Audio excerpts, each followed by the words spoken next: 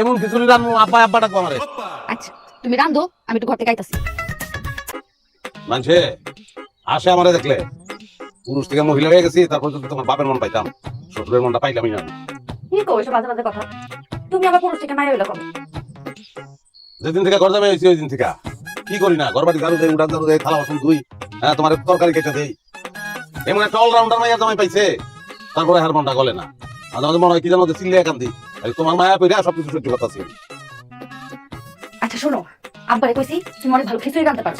আব্বা আবার লেখার কিছু খুব পছন্দ করে। তুমি আজকে খুব ভালো করে একটা লেখার খিচুড়ি বানাও, দেখ বাবার মনটা গলে গেছে। খিচুড়ি গলে দিব, তোমার বাপের মন কোনোদিনও গলতো না। আরে গল্প করবো, আব্বা খুব ভোজন রসিক মানুষ তো, আর বিশেষ করে একটা জিনিসের প্রতি আব্বা ভীষণ দুর্বল। অফিসাল তো খেলা শেষ, এমন খিচুড়ি রান্না আব্বা আব্বা ডাকবো আমারে। আচ্ছা তুমি রান্ধো, আমি একটু ঘর থেকে আইতাছি।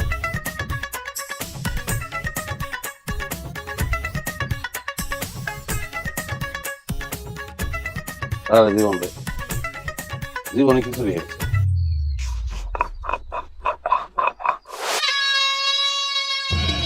হয়েছে।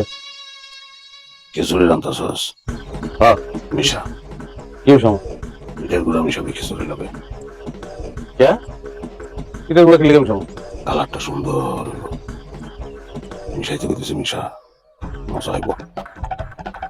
মিক্স কর, মিক্স কর, মজা মজা।